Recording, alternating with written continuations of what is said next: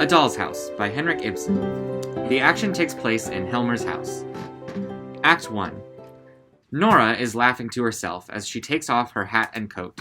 She takes a packet of macaroons from her pocket and eats one or two, then goes cautiously to her husband's door and listens.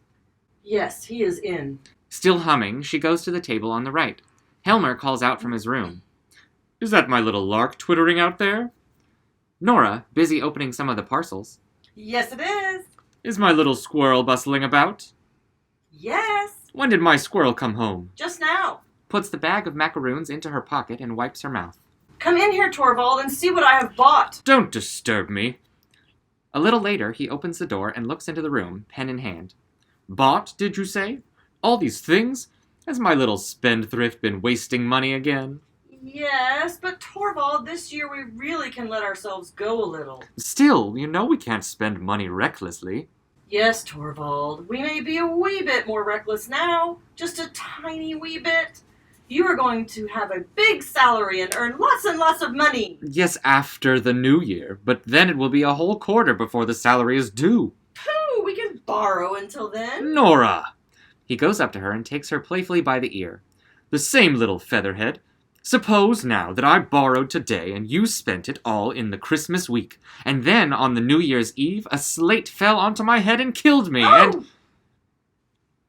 Nora putting her hand over his mouth. Don't say such horrid things. Still, suppose that happened. What then?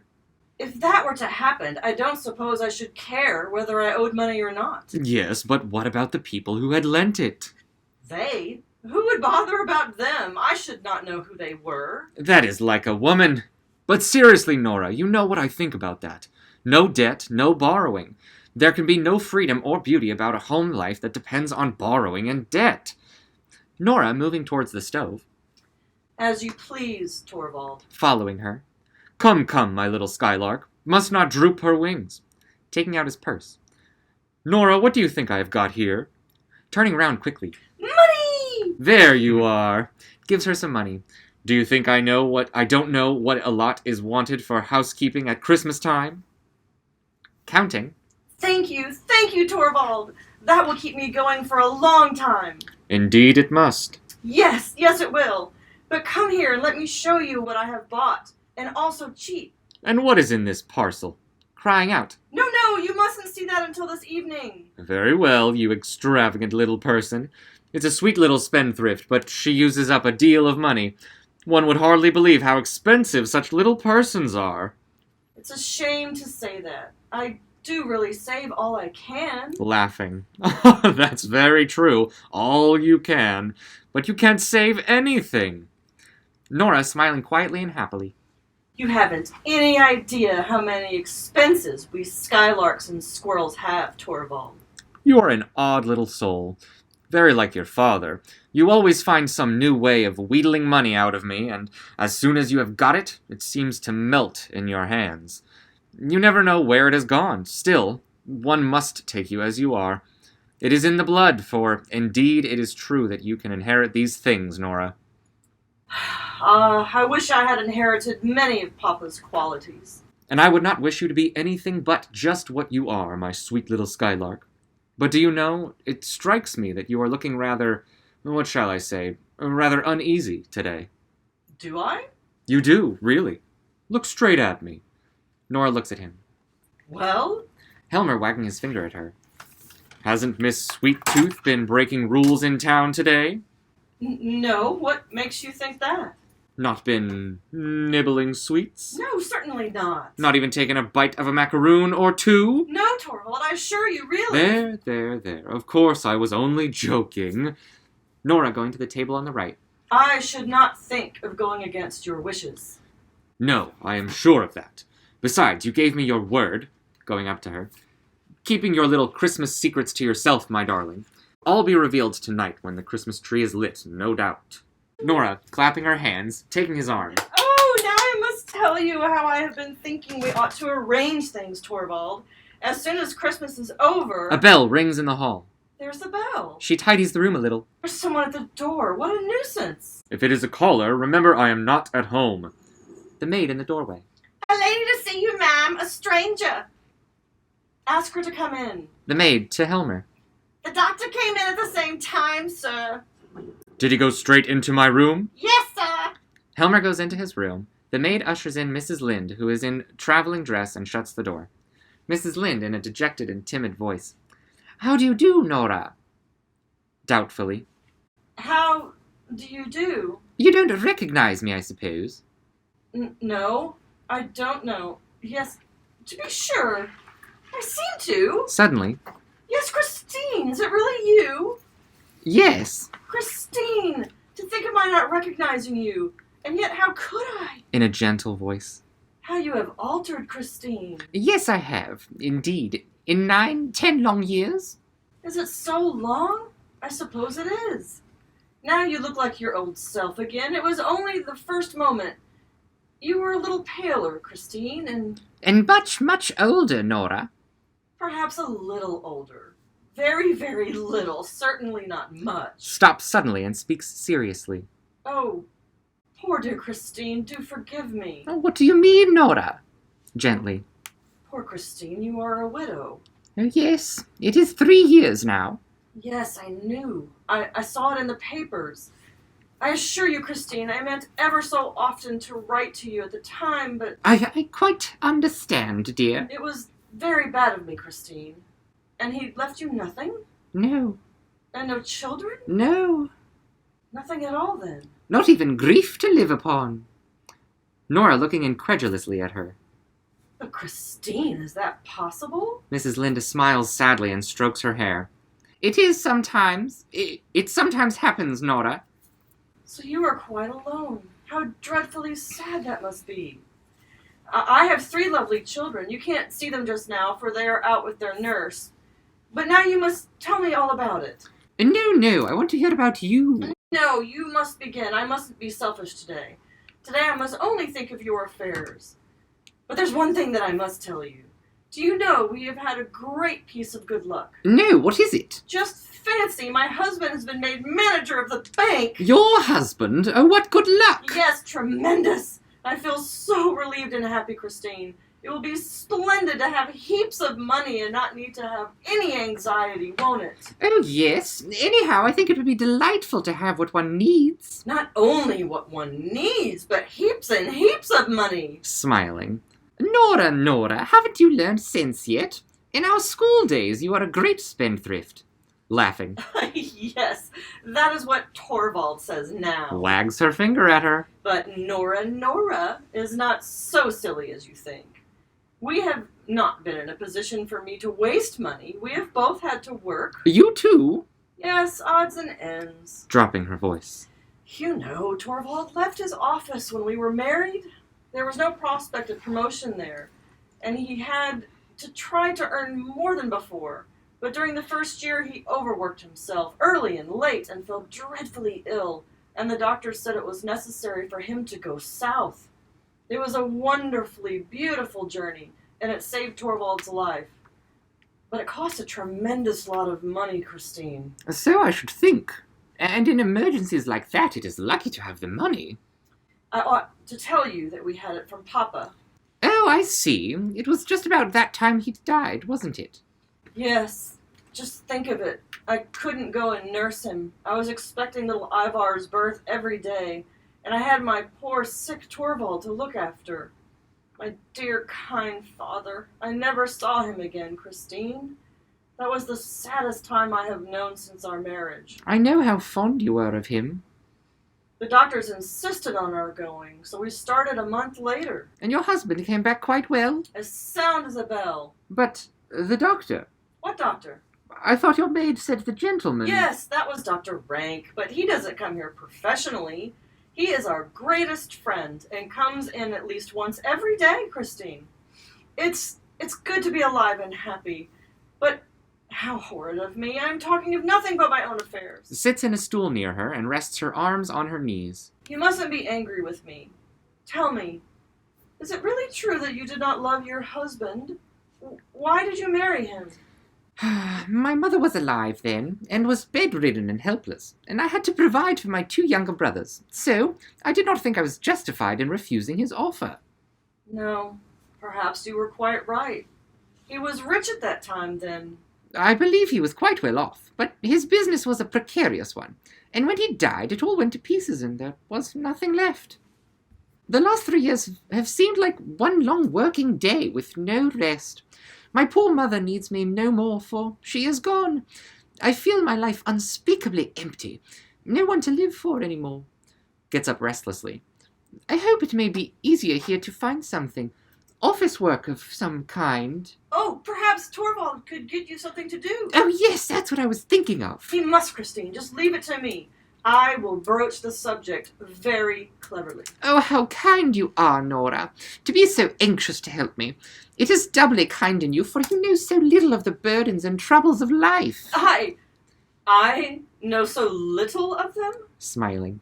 My dear, small household cares and that sort of thing?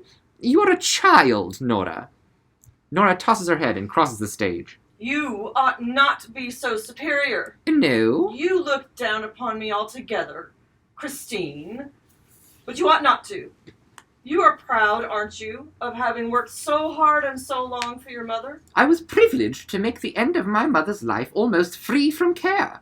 I, too, have something to be proud and glad of. What do you refer to? Speak low. Suppose Torvald were to hear. He mustn't on any account. No one in the world must know, Christine, except you. But what is it? Come here. Pulls her down on the sofa beside her. I saved Torvald's life.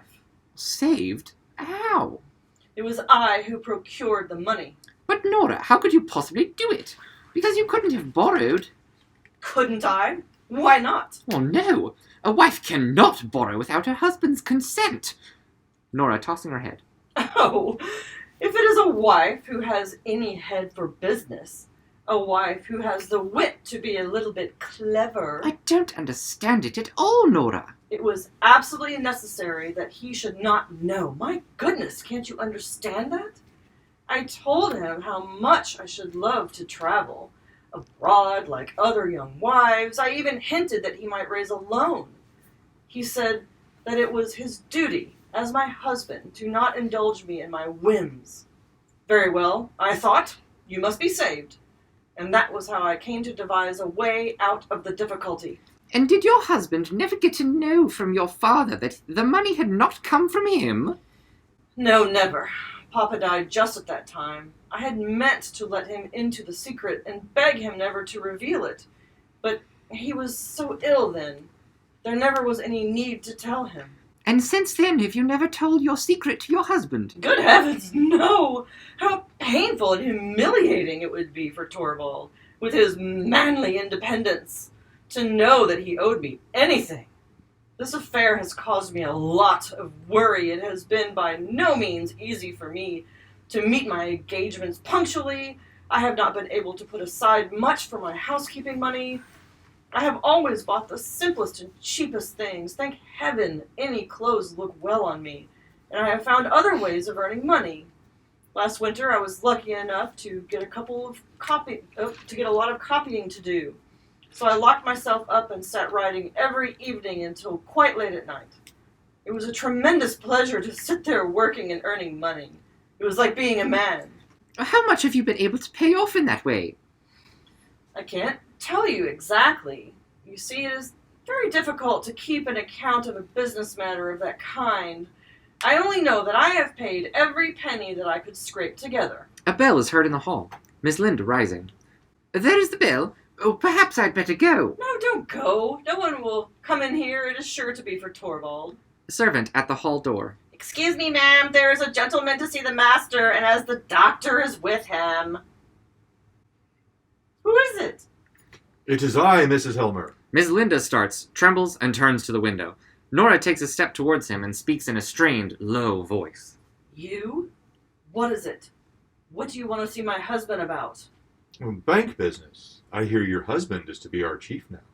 Then it is... Nothing but dry business matters, Mrs. Helmer. Be so good as to go into the study, then. She bows indifferently to him and shuts the door into the hall, then comes back and makes up a fire in the stove. Nora, who was that man? A lawyer by the name of Krogstad. Then it really was he. Do you know the man? I used to. Many years ago. At one time he was a solicitor's clerk in our town. He is greatly altered. He is a widower now, isn't he? With several children. Oh, they say he carries on various kinds of business. Really? Perhaps he does. I don't know anything about it. Dr. Rank comes out of Helmer's study. Before he shuts the door, he calls to him. No, my dear fellow, I won't disturb you. I would rather go in to your wife for a little while. Shuts the door and sees Mrs. Lynde. I beg your pardon. I'm afraid I am disturbing you. No, not at all. Introducing him. Dr. Rank, this is Miss Lynde. I have often heard Mrs. Lynde's name mentioned here. I think I passed you in the stairs when I arrived, Mrs. Lynde. Yes, I go up very slowly. I can't manage stairs well. Ah, some slight internal weakness? No, the fact is I have been overworking myself. Ah, nothing more than that? Then I suppose you've come to town to amuse yourself with our entertainments. I have come to look for work. Is that a good cure for overwork? One must live, Dr. Rank. Yes, the general opinion seems to be that is necessary. Look here, Dr. Rank. You know you want to live. Certainly. However wretched I may feel, I want to prolong the agony as long as possible. All my patients are like that, and so are those who are morally diseased. One of them, and a bad case too, is at this very moment with Helmer. Sadly. Ah! Whom do you mean? A lawyer by the name of Krogstad. A fellow you don't know at all. He suffers from a diseased moral character, Mrs. Helmer. But even he began talking of being highly important that he should live. Did he? What did he want to speak to Torvald about? I have no idea. I only heard that it was something about the bank. I didn't know this. What's his name? Krogstad had anything to do with the bank. Yeah, he had some sort of appointment there. Nora, who has been absorbed in her thoughts, breaks out into smothered laughter and claps her hands. Nora walking about the room. It's perfectly glorious to think that Torvald has so much power over so many people. Takes the packet from her pocket. Dr. Rank, what do you say to a macaroon? What? Macaroons? Thought they were forbidden here. Yes, but these are some Christine gave me. What? Don't be alarmed. You couldn't know that Torvald had forbidden them. He is afraid they will spoil my teeth. That's so, isn't it, Dr. Rank? Puts a macaroon into his mouth. You must have one too, Christine. And I shall have one, just a little one, or most two. Walking about. I'm tremendously happy. There's just one thing in the world now that I should dearly love to do. Well, what is that? It is something I should dearly love to say, if Torvald could hear me. Well, why can't you say it? No, it's so shocking. Shocking? Well, I should not advise you to say it. Still, with us you might. What is it you would so much like to say if Torvald could hear you? I should just love to say, well, I'm damned! Nora, dear! Say it! Here it is! Nora hiding the packet. Hush, hush, hush, Helmer comes out of his room with his coat over his arm and his hat in his hand. hush! Well, Torvald, dear, have you got rid of him? Yes, he has just gone. Let me introduce you. This is Christine, who has come to town. Christine Lynde. Of course, a school friend of my wife's, I presume. Yes, we have known each other since then. Christine is tremendously clever at bookkeeping, and she is frightfully anxious to work under some clever man, so as to perfect herself. Very sensible, Mrs. Lynde. And when she heard you had been appointed manager of the bank, she traveled here as quick as she could. Torvald, I am sure you'll be able to do something for Christine, won't you? Well, it is not altogether impossible. I presume you have had some experience of bookkeeping? Oh, yes, a fair amount. Well, it's very likely I may be able to find something for you. Clapping her hands. What did I tell you? What did I tell you? Oh, you have just come at a fortunate moment, Mrs. Lynde. How am I to thank you? Well, there's no need. Puts on his coat. But today you must excuse me. Wait a minute, I will come with you. Brings his fur coat from the hall and warms it at the fire. Don't be long away, Torvald dear. About an hour, not more. Are you going too, Christine? Putting on her cloak. Yes, I must go and look for a room. Oh, well, then we can walk down the street together. Goodbye, Nora dear, and many thanks. Goodbye. Of course you will come back this evening. And you too, Dr. Rank, if you are well enough. Nora busies herself with arranging presents under the tree, tidying rooms, etc. Krogstad eases back into the room from outside. Excuse me, Mrs. Helmer. Nora, with a stifled cry, turns round and gets up on her knees. What do you want? Excuse me, the outer door was ajar. I suppose someone forgot to shut it. Nora, rising. My husband is out, Mr. Krogstad. I know that. Today?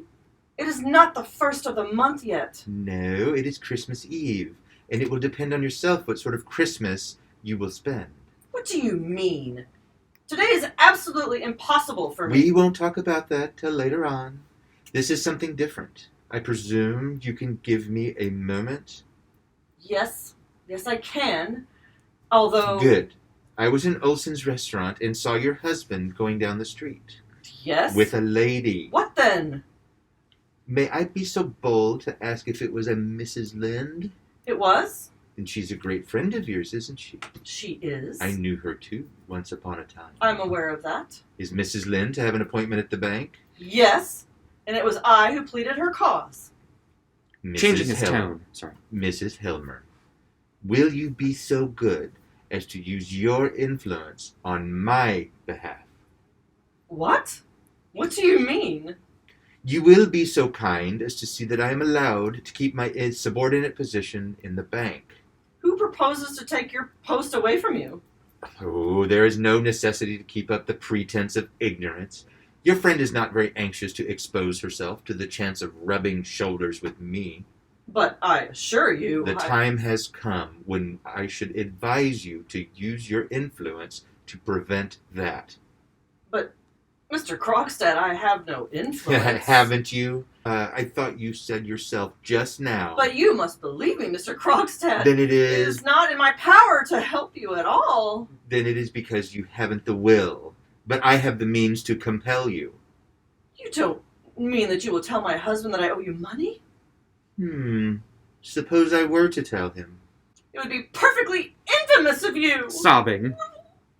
To think of his learning my secret, which has been my joy and pride in such an ugly, clumsy way, that he should learn it from you, and it would put me in a...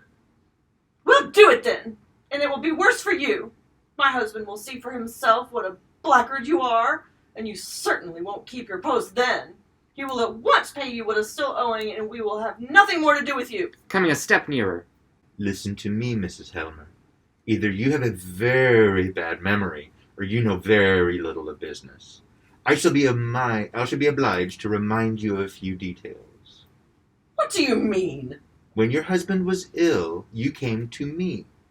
I didn't know anyone else to go to. I promised to get the money on the security of a bond which I drew up. Yes, and which I signed. Below your signature there were a few lines constituting a surety for the money. Those lines your father should have signed. Should? He did sign them. I had left the date blank. That is to say, your father should have himself inserted the date when he signed the paper. Do you remember that? Yes, I think I remember. Tell me, Mrs. Helmer, can you by any chance remember what day your father died? Papa died on the 29th of September. That is correct. I have ascertained it for myself. And, as that is so, there is a discrepancy. Taking a paper from his pocket. What discrepancy? I don't know. Mrs. Helmer, your father signed this bond 3 days after his death. What do you mean? I don't understand. Your father died on the 29th of September. But look here. Your father has dated his signature on the 2nd of October. Nora is silent. Can you explain it to me? Nora is still silent. It is a remarkable thing, too, that the words 2nd of October, as well as the year, are not written in your father's handwriting. Nora, after a short pause, throws her head up and looks defiantly at him. No, it was not. It was I that wrote Papa's name. Are you aware that is a dangerous confession? In what way? You shall have your money soon. Let me ask you a question. Why did you not send the paper to your father? It was impossible. Papa was so ill. I couldn't tell him that my husband's life was in danger. It was impossible. Did it ever occur to you that you were committing a fraud on me? I didn't trouble myself about you at all. Mrs. Helmer, you evidently do not realize clearly what it is you have been guilty of. But I can assure you that my one false step, which lost me all my reputation, was nothing more or nothing worse than what you have done. You? Do you ask me to believe that you were brave enough to run a risk to save your wife's life? The law cares nothing about motives. Then it must be a very foolish law. Foolish or not, it is the law by which you will be judged if I produce this paper in court. I don't believe it. Is a daughter not to be allowed to spare her dying father anxiety and care? Is a wife not to be allowed to save her husband's life? I don't know much about the law, but I am certain that there must be laws permitting such things as that. Very well, do as you please. But let me tell you this, if I lose my position a second time, you shall lose yours with me. He bows and goes out through the hall. Nora appears buried in thought for a short time, then tosses her head. Nonsense! Trying to frighten me like that. I am not so silly as he thinks. Begins to busy herself, putting the children's things in order. And yet, no, it's impossible. I did it for love's sake. Begins dressing the tree. And flowers here. It's a horrible man. It's all nonsense. There's nothing wrong. I will do everything I can think of to please you, Torvald. Helmer comes in with some papers under his arm. Oh, you're back already. Yes, has anyone been here? Here? No. Well, that is strange. I saw Krogstad going out of the gate. Oh, yes. I forgot. Krogstad was here for a moment. Nora, I can see from your manner that he has been here begging you to say a good word for him. Yes? And you were to appear to do it out of your own accord. Didn't he beg that of you? Yes, Torvald, but... Nora, and you would be a party to that sort of thing. To have any talk with a man like that, and give him any sort of promise, and to tell me a lie into the bargain. A lie? Well, didn't you tell me no one had been here? Shakes his finger at her. My little songbird must never do that again. A songbird must have a clean beak to chirp with. No false notes. Puts her arm around her waist. That is so, isn't it? Yes, I am sure it is. Lets her go. We will say no more about it. Sits down by the stove. How warm and snug it is here. Turns over his papers. Nora standing behind his chair with her arms on the back of it. Are you very busy, Torvald? Well, What are all those papers? bank business. Already? I've got authority from the retiring manager to undertake the necessary changes in the staff and in the rearrangement of the work, and I must make use of the Christmas week for that, so as to have everything in order for the new year. Then that is why this poor Krogstad. But tell me, was it really something very bad that this Krogstad was guilty of? He forged someone's name. Have you any idea what that means? Isn't it possible that he was driven to it by necessity? Yes, or as in so many cases, by imprudence. I am not so heartless as to condemn a man altogether because of a single false step of that kind. No, you wouldn't, would you, Torvald? Many a man has been able to retrieve his character, if he has openly confessed his fault and taken his punishment. Punishment? Oh, but Krogstad did nothing of that sort. He got himself out of it by a cunning trick, and that is why he has gone under altogether. But do you think it would? I just think how a guilty man like that has to lie and play the hypocrite with everyone. How he has to wear a mask in the presence of those near and dear to him, even before his own wife and children. And about the children, that is the most terrible part of all of it, Nora. How? Because such an atmosphere of lies infects and poisons the whole life of a home. Each breath the children take in such a house is full of the germs of evil. Nora coming nearer to him. Are you sure of that? My dear, I have often seen it in the course of my life as a lawyer. Almost everyone who has gone to the bad early in life has had a deceitful mother. Why do you only say mother? It seems most commonly to be the mother's influence, though naturally bad fathers would have the same result. I assure you it would be quite impossible for me to work with him. I literally feel physically ill when I am in the company of such people. Nora takes her hand out of his and goes to the opposite side of the Christmas tree. How hot it is in here, and I have such a lot to do. Helmer getting up and putting his papers in order. Yes, and I must try and read through some of these before dinner. He goes into his room and shuts the door after him. Nora, after a pause, whispers. No, it isn't true. It's impossible. It must be impossible. The nurse opens the door on the left. The little ones are begging so hard to be allowed to come in to Mama. No, don't let them come to me. You stay with them, Anne. Very well, ma'am. Shuts the door. Nora, pale with terror. Deprave my little children? A short pause. Then she tosses her head. It's not true. It can't possibly be true. A sound and light scene changed the next day. Lights up on Nora and Mrs. Lynde. Tomorrow evening there is to be a fancy dress ball at the Stenborgs who live above us. Here is the dress. Torvald had it made for me, but it is torn, and I haven't any idea. Well, we'll easily put that on, right? Needle and thread. Now then, that's all we want. It is nice of you. Sewing. So you are going to be dressed up tomorrow, Nora. I will tell you what. I shall come in for a moment and see you in your fine feathers, but I have completely forgotten to thank you for a delightful evening yesterday. Nora gets up and crosses the stage. Well, I don't think yesterday was as pleasant as usual. You ought to have come to town a little earlier, Christine. Certainly Torvald does understand how to make a house dainty and attractive. And so do you, it seems to me. You are not your father's daughter, for nothing. But tell me, is Dr. Rank always as depressed as he was yesterday? No, yesterday it was very noticeable. I must tell you that he suffers from a very dangerous disease. He has consumption of the spine, poor creature. His father was a horrible man who committed all sorts of excesses, and that is why his son was so sickly from childhood. Do you understand? Dropping her sewing. But my dearest Nora, how do you know anything about such things? Nora walking about. Pooh, when you have 3 children, you get visits now and then from married women who know something of medical matters, and they talk about one thing and another. There's Torvald come home. Do you mind going into the children for the present? Torvald can't bear to see dressmaking going on. Let Anne help you.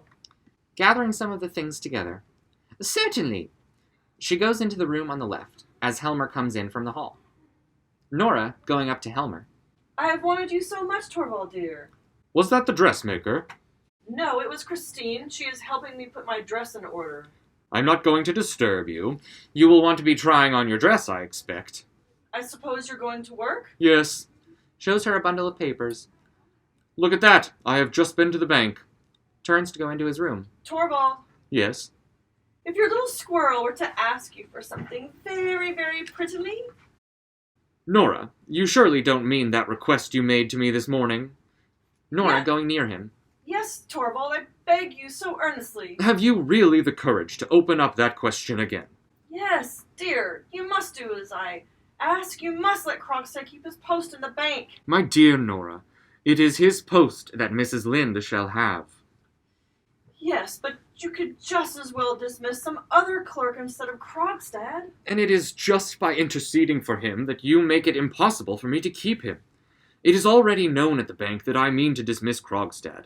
It is to get about that the new manager has changed his mind at his wife's bidding. And what if it did? Well, do you suppose I am going to make myself ridiculous before my whole staff? I must put an end to this. He goes to the hall door and calls. Helen! What are you going to do? Looking among his papers. Settle it. Enter the maid. Look here. Take this letter and go downstairs with it at once. Find a messenger and tell him to deliver it. Very well, sir. Exits with the letter. Helmer putting his papers together. Now then, little Miss Obstinate. Nora breathlessly. Torvald, what was in that letter? Krogstad's dismissal. Call her back, Torvald. There's still time. Call her back. Do it for my sake. Do it for your own sake, for the children's sake. Do you hear me, Torvald? Call her back.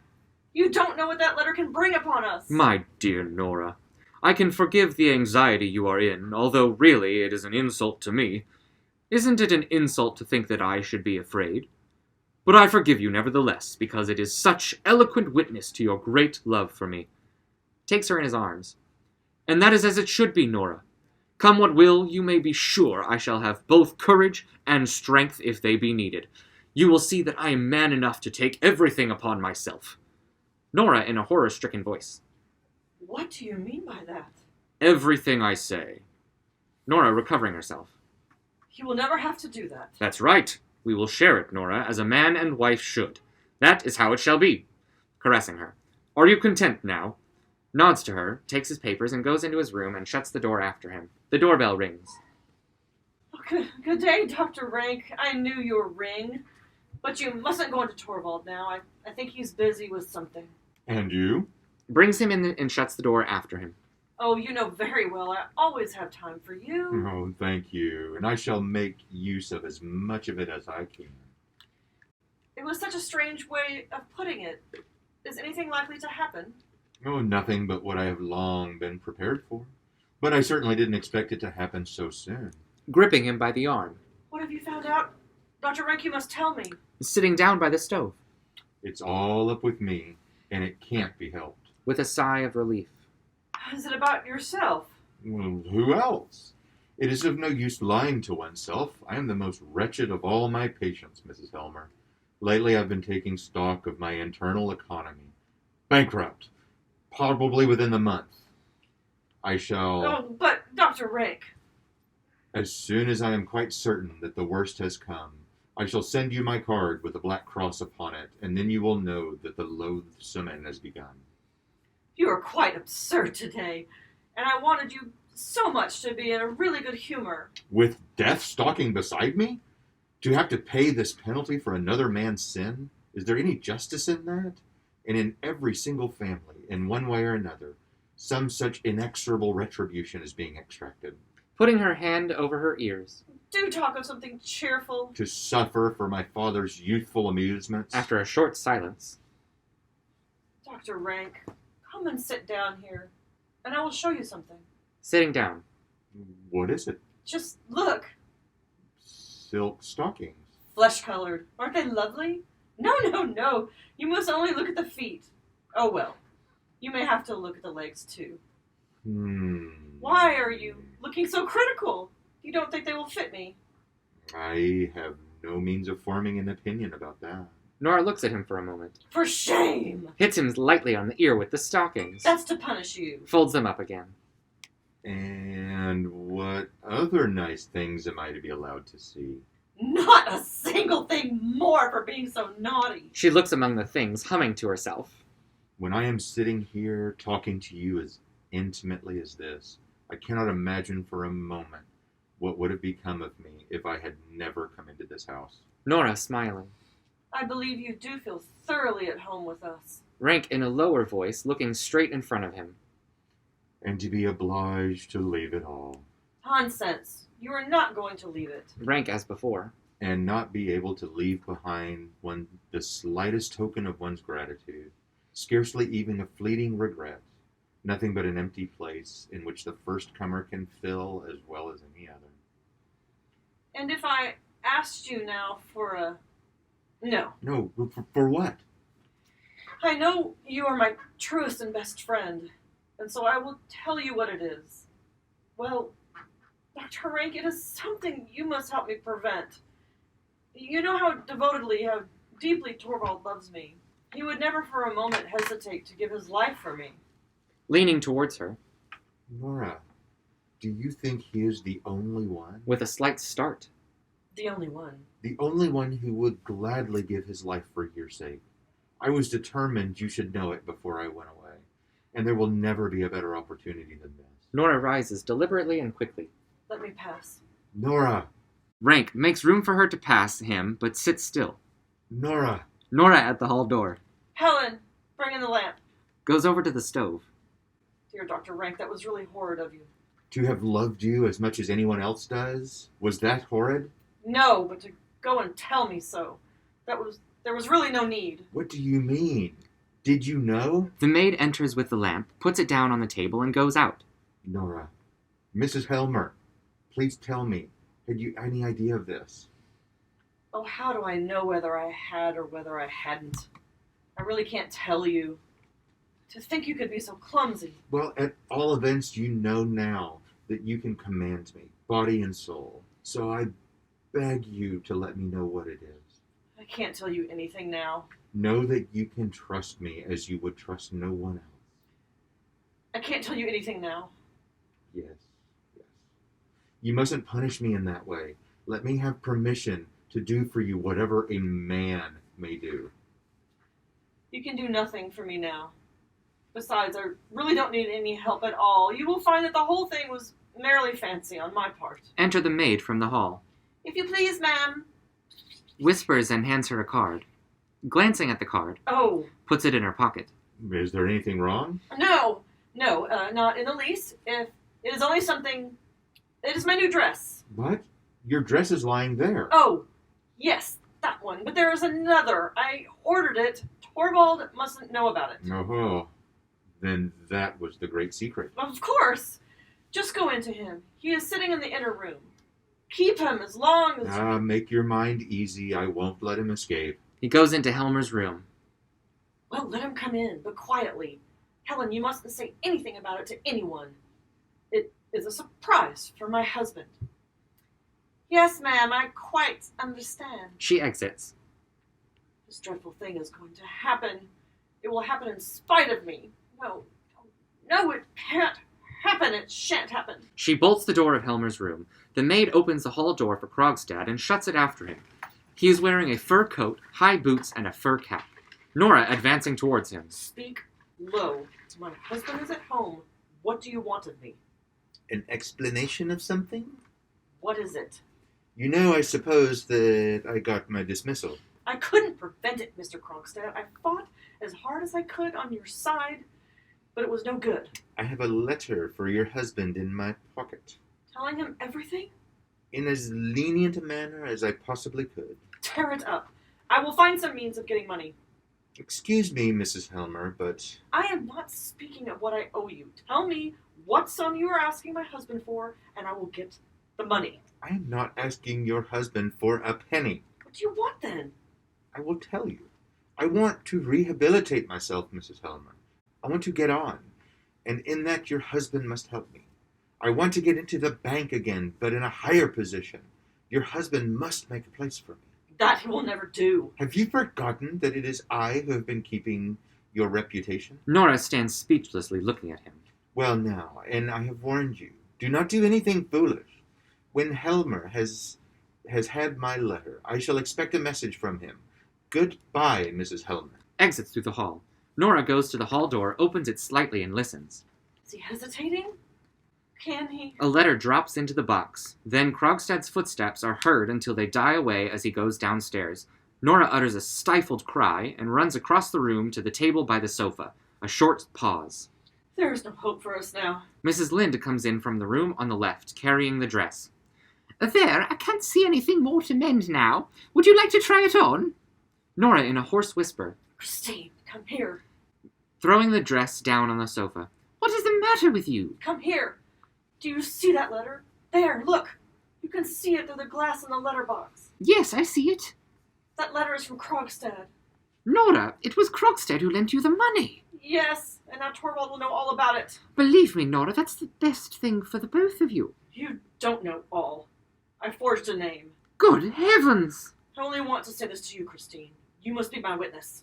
Your witness? What do you... If I should go out of my mind, and it might easily happen, Nora! or if anything else should happen to me, anything, for instance, that would prevent my being Nora! here. Nora! You are quite out of your mind. If it should happen, then you must be my witness, Christine. I am not out of my mind at all. I am in my right senses now, and I tell you, no one else has known anything about it.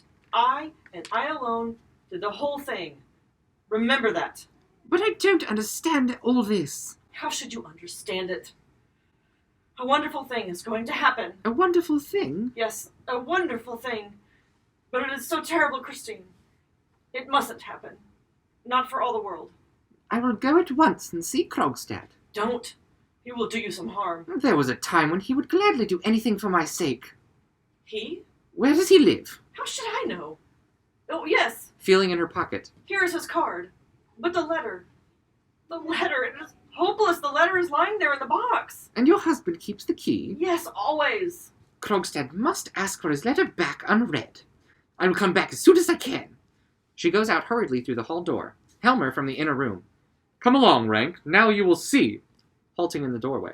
Well, but what is this? What is what, dear? Rank led me to expect a splendid transformation. Evidently, I was mistaken. Yes, nobody is to have the chance of admiring me in my dress until tomorrow. But my dear Nora, you look so worn out.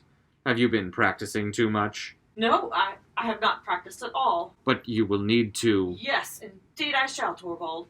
But I can't go on a bit without you to help me. I have absolutely forgotten the whole thing. Dances. There, you see? You will want a lot of coaching. Yes, you see how much I need it. You must coach me up to the last minute. Promise me that, Torvald. You can depend on me. You must not think of anything but me, either today or tomorrow. You mustn't open a single letter, not even open the letterbox. Ah, you are still afraid of that fellow. Yes, indeed I am. Nora, I can tell from your looks that there is a letter from him lying there. I don't know. I think there is, but you must not read anything of that kind now. Nothing horrid must come between us until this is all over. Taking her in his arms. The child shall have her way. Tomorrow night, after you have danced, He and Rank exit. Then you will be free. Nora stands still for a little while, as if to compose herself. Then she looks at her watch. 5 o'clock. 7 hours until midnight, and then 24 hours until the next midnight. 24 and 7. 31 hours to live. Sound and lights scene change. Mrs. Linda is sitting at the table idly turning over the leaves of a book. She tries to read, but does not seem able to collect her thoughts. Every now and then she listens intently for a sound at the outer door, looking at her watch. Not yet, and the time is nearly up. If only he does not... Listens again. Ah, there he is. Goes into the hall and opens the outer door carefully. Light footsteps are heard on the stairs. She whispers, "Come in. There is no one here." In the doorway, I found a note for you at home. What does this mean? "It is absolutely necessary that I should have to talk with you." Really? And it is absolutely necessary that I should be here? "It is impossible where I live. There is no private entrance to my rooms. Come in. We are quite alone. The maid is asleep and the Helmer's upstairs. We have a great deal to talk about." I shouldn't have thought so. No, you have never properly understood me. Was there anything else to understand except what was obvious to the world? A heartless woman jilts a man when a more lucrative chance turns up? Do you believe I am heartless? That I did with a light heart? Why did you write to me as you did at the time? I could do nothing else. As I had to break with you, it was my duty also to put an end to all that you felt for me. Wringing his hands. So that was it. And all for the sake of money? You must not forget that I had a helpless mother and 2 little brothers. We couldn't wait for you, Niels. Your prospects seemed hopeless then. That may be so, but you had no right to throw me over for anyone else's sake. Indeed. More When I- gently. When I lost you, it was as if all the solid ground went from under my feet. Look at me now. I am a shipwrecked man clinging to a bit of wreckage. There was no other choice then. Well, what now? Niels, how would it be if we could join forces? What are you saying? 2 on the same piece of wreckage would stand a better chance than each on their own. Christine, What do you suppose brought me to town? do you mean that you gave me a thought? I could not endure life without work. All my life I've worked, but now I am alone. There is not the least pleasure in working for oneself. Niels, give me someone and something to work for. Christine, are you saying? I want to be a mother to someone, and your children need a mother. We need each other, Niels. I have faith in your real character. Grasps her hands. Christine, now I shall find a way to clear myself in the eyes of the world. Oh, but I forget. Listening. Hush. Do you hear them up there? We may expect them back. Yes. I will go. But you are not aware what steps I have taken in the matter of the Helmers. Yes, I know all about that. I will ask for my letter back. No, Niels. You must not recall your letter. Helmenus must know about it. This unhappy secret must be disclosed. They must have a complete understanding between them, which is impossible with all this concealment and falsehood going on. Very well.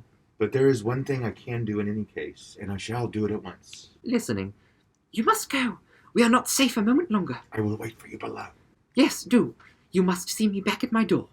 I have never had such an amazing piece of good fortune in all my life. Goes out through the outer door. The door between the room and the hall remains open. Miss Lind tidying up the room and laying her hat and cloak ready. What a difference! Someone to work for and live for. A home to bring comfort into. That I will do, indeed.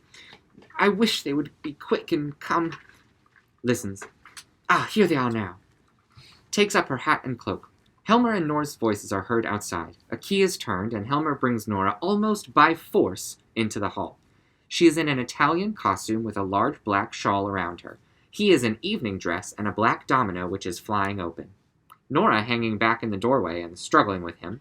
No, I want to go upstairs again. I don't want to leave so early. But my dearest Nora. Please, Torvald, dear, please, please, only an hour more. Not a single minute, my sweet Nora.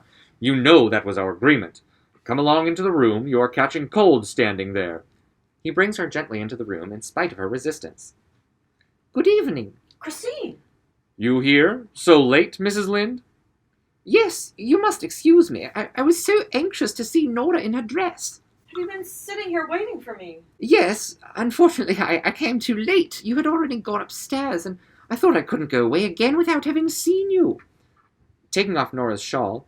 Yes, take a good look at her. I think she is worth looking at. Isn't she charming, Mrs. Lynde? He goes in and lights some candles. Nora in a hurried and breathless whisper. Well? In a low voice. I have had a talk with him. Yes, and? Nora, you must tell your husband all about it. In an expressionless voice. I knew it. You have nothing to be afraid of as far as Krogstad is concerned. But you must tell him. I won't tell him. Then the letter will. Thank you, Christine. Now I know what I must do. Hush! Coming in again. Well, Mrs. Linda, have you admired her? Yes, and now I will say good night. Good night, Nora, and good night, Mr. Helmer. Accompanying her to the door. Good night, good night. I hope you will get home all right. I should be very happy to, but you haven't any great distance to go. Good night, good night. She goes out, he shuts the door after her, and comes in again. Ah, at last we have got rid of her. She is a frightful bore, that woman. All this evening I have longed for nothing but you. My blood was on fire. I could endure it no longer, and that was why I brought you down so early. Go away, Torvald. You must let me go. I won't. What's that? You're joking, my little Nora. You won't? You won't? Am I not your husband? A knock is heard at the outer door. Starting. Did you hear? Going into the hall. Who is it? It is I. May I come in for a moment? In a fretful whisper. Oh, what does he want now? Aloud. Wait a minute! Unlocks the door. Come, that's kind of you not to pass by our door. I thought I heard your voice, and felt as if I should look in. With a swift glance around. Ah, yes, these dear familiar rooms. You are very happy and cozy in here, you two. Dr. Rank? You were fond of fancy dress balls? Oh, yes, if there is a fine lot of pretty costumes. Tell me, what shall we two wear at the next?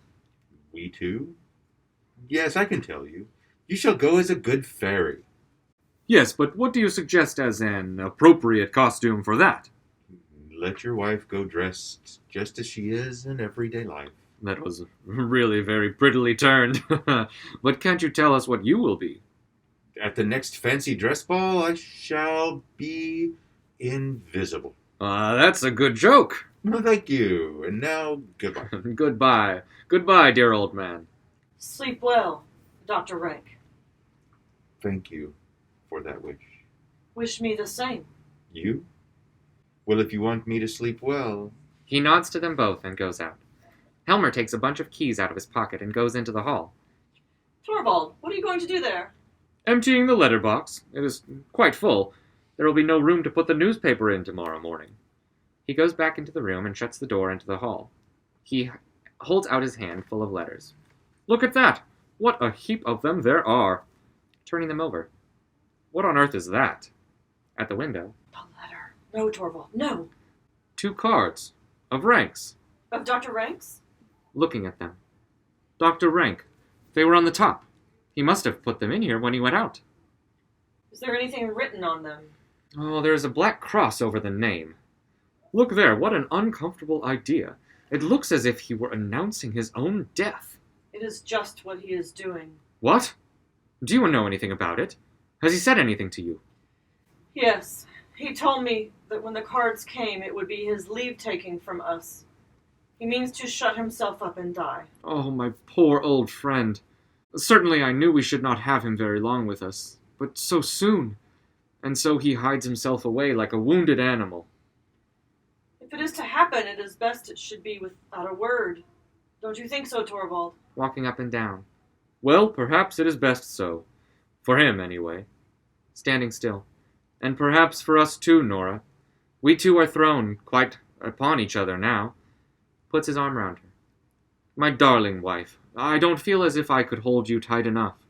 Do you know, Nora, I have often wished that you might be threatened by some great danger so that I might risk my life's blood and everything for your sake.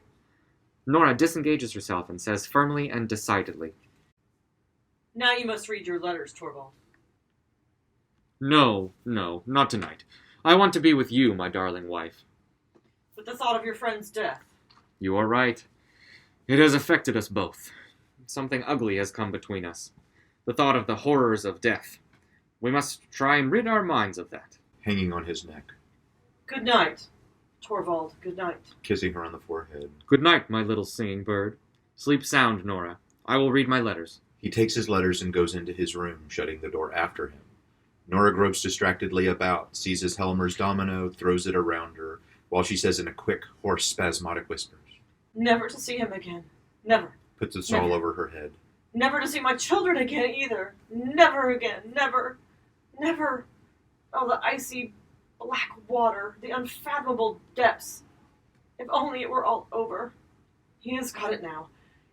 Now he is reading it. Goodbye, Torvald, and my children. She is about to rush out through the hall when Helmer opens his door hurriedly and stands with an open letter in his hand. Nora! Ah! What is this? Do you know what is in this letter? Yes, I know. Helmer reeling. True? Is this true, that I read here? Horrible! No, it is impossible that it can be true. It is true. I have loved you above everything else in the world. Oh, don't let us have silly excuses. Nora taking a step toward him. Torvald, Miserable creature! What have you done? let me go. You shall not suffer for my sake. You shall not take it upon yourself. No tragic airs, please. Locks the hall door. Here, you shall stay and give me an explanation. Do you understand what you have done? Answer me! Do you understand what you have done? Nora looks steadily at him and says with a growing look of coldness in her face, Yes. Now I'm beginning to understand thoroughly. What a horrible awakening! All these 8 years, she who was my joy and pride, a hypocrite, a liar, worse, a criminal! I ought to have suspected that something of the sort would happen. You have destroyed all of my happiness. You have ruined all my future. It is horrible to think of. I am in the power of an unscrupulous man. He can do what he likes with me, ask anything he likes of me, give me any orders he pleases, and I must sink to such miserable depths because of a thoughtless woman. When I am out of the way, you will be free. The matter must be hushed up at any cost. And as for you and me, it must appear as if everything between us were just as before. But naturally only in the eyes of the world. You will still remain in my house. That is a matter, of course. But I shall not allow you to bring up the children. I dare not trust them to you. To think that I should be obliged to say so to one whom I love so dearly. That is all over. From this moment, happiness is not the question. All that concerns us is to save the remains, the fragments, the appearance. A ring is heard at the front doorbell. Helmer with a start. What is that? So late? Can he... Hide yourself, Nora. Nora stands motionless. The maid, half-dressed, comes to the door. A letter for the mistress. Give it to me. Takes the letter and shuts the door. Yes, it is from him. You shall not have it. I will read it myself. Yes, read it. Helmer standing by the lamp. I scarcely have the courage to do it. It may mean ruin for both of us. Tears open the letter, runs his eye over a few lines, looks at a paper enclosed, and then gives a shout of joy. Nora! She looks at him questioningly. Nora! No, I must read it again. Yes, it is true. I am saved, Nora! I am saved! And I? Well, you too, of course. We are both saved. Look, he sends you your bond back. He says he regrets and repents that a happy change in his life. Oh, never mind what he says. We are saved, Nora. No one can do anything to you. Oh, Nora. No, first I must destroy these hateful things. Let me see. Takes a look at the bond. No, I won't look at it. The whole thing shall be nothing but a bad dream to me. tears up the bond and both letters, throws them all into the stove, and watches them burn. There, now, it doesn't exist any longer. He says that since, well, these must have been 3 dreadful days for you, Nora, I have fought a hard fight these 3 days. and suffered agonies, and seen no way out, but... No, we won't call any of them horrors to mine. We will only shout with joy, and keep saying, "It's all over! It's all over!" Listen to me, Nora. You don't seem to realize that this is all over. What is this? Such a cold, set face. My poor little Nora, I quite understand. You don't feel as if you could believe that I have forgiven you? But it is true, Nora, I swear it. I have forgiven you everything. I know what you did. You did out of love for me. Thank you for your forgiveness. She goes out through the door to the right, No, don't go. looks in. What are you doing in there? From within, Taking off my fancy dress. Helmer standing at the open door. Yes, do. Try and calm yourself and make your mind easy again, my frightened little singing bird. Tomorrow morning you will look upon it all quite differently. Soon everything will be just as it was before. There is something so indescribably sweet and satisfying to a man in the knowledge that he has forgiven his wife, forgiven her freely and with all his heart. It seems as if he has made her, as it were, doubly his own. He has given her a new life, so to speak, and she has in a way become both wife and child to him. So you shall be for me after this, my little scared, helpless darling. Have no anxiety about anything, Nora. Only be frank and open with me, and I will serve as will and conscience both to you. What is this? Not gone to bed? Have you changed your things? Nora in everyday dress. Yes, Torvald, I have changed my things now. But what for? So late as this? I shall not sleep tonight. But, my dear Nora... Sit down here, Torvald. You and I have much to say to one another. She sits down at one side of the table. Nora, what is this? This cold, set face? Sit down. It will take some time. I have a lot to talk over with you. Helmer sits down at the opposite side of the table. You alarm me, Nora, and I don't understand you. No, that is just it. You don't understand me, and I have never understood you either before tonight. No, you mustn't interrupt me. You simply listen to what I say. Torvald, this is a settling of accounts. What do you mean by that? Nora after a short silence. Isn't there one thing that strikes you as strange in our sitting here like this? What is that? We have been married now 8 years. Does it not occur to you that this is the first time we two, you and I, husband and wife, have had a serious conversation? What do you mean by serious? From the very beginning of our acquaintance, we have never exchanged a word on any serious subject. Was it likely that I would be telling you about worries that you could not help in? I'm not speaking about business matters. I say that we have never sat down in earnest together to try to get at the bottom of anything. But dearest Nora, would it have been any good to you? That is just it. You have never understood me. I have been greatly wronged, Torvald. You have never loved me. You have only thought it pleasant to be in love with me. Nora, what do I hear you saying? It is perfectly true, Torvald. When I was at home with Papa, he told me his opinion about everything, and so I had the same opinions. And if I differed from him, I concealed the fact because he would not have liked it. He called me his doll child, and he played with me just as I used to play with my dolls. I was simply transferred from Papa's hands into yours.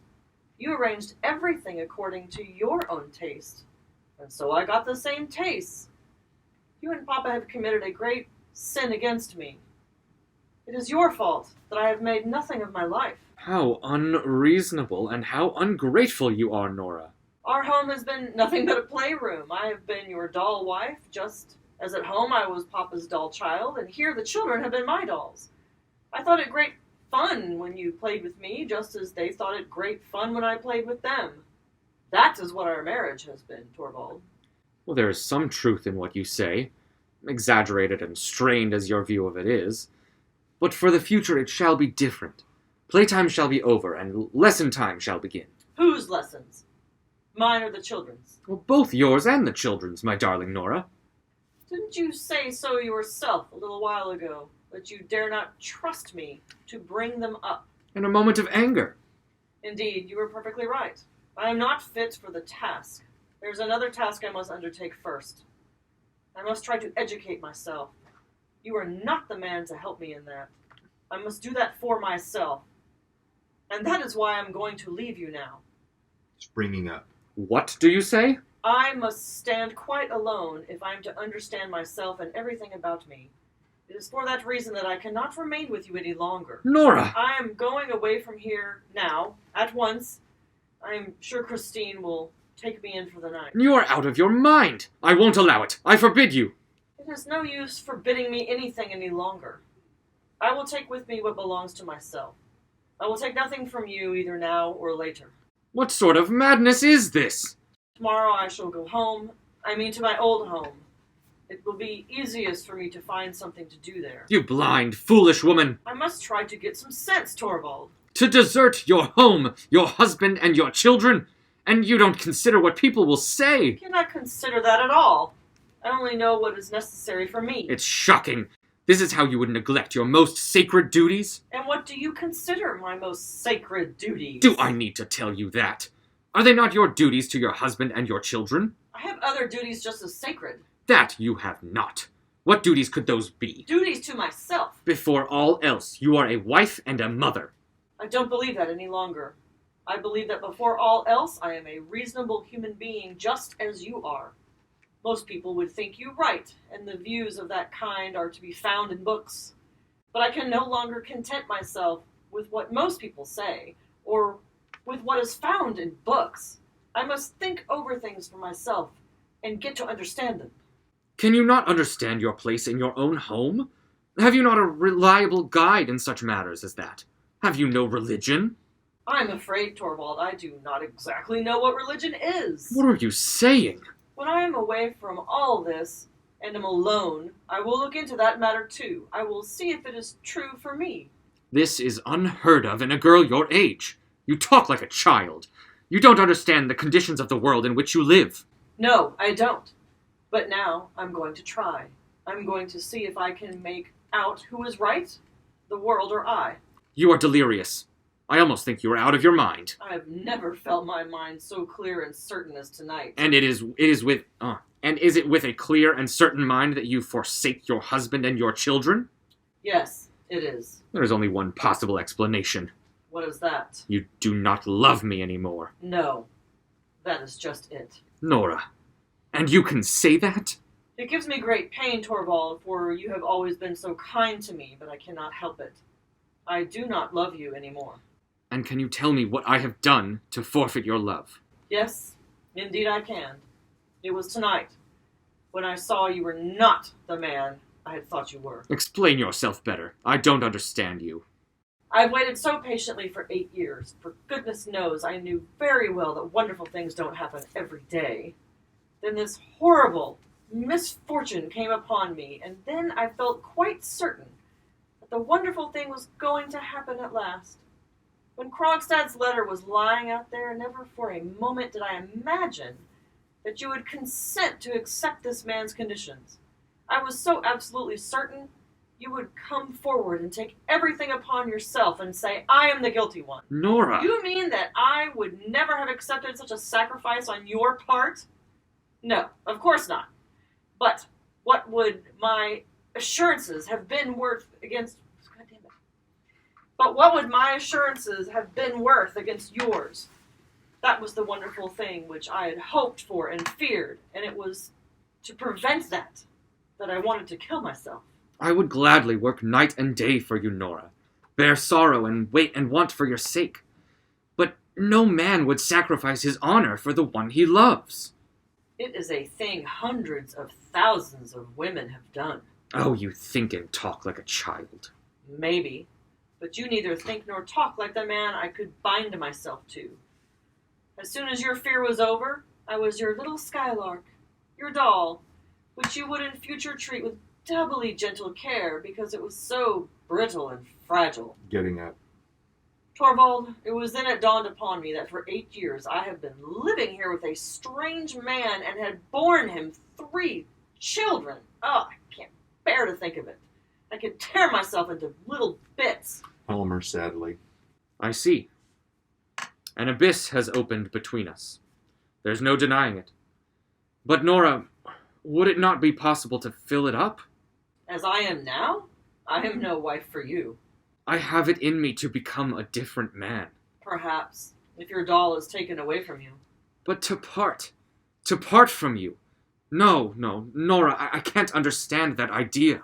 Nora going out to the right. That makes it all the more certain that it must be done. She comes back with her cloak and hat and a small bag, which she puts on a chair by the table. Nora, shall you never think of me again? I know I shall often think of you, the children, and this house. May I write to you, Nora? No, never. You mustn't do that. But at least let me send you. Nothing. Nothing. Let me help you if you are in want. No, I can receive nothing from a stranger. Nora, can I never be anything more than a stranger to you? Nora taking her bag. Torvald. The most wonderful thing of all would have to happen. Tell me what that would be.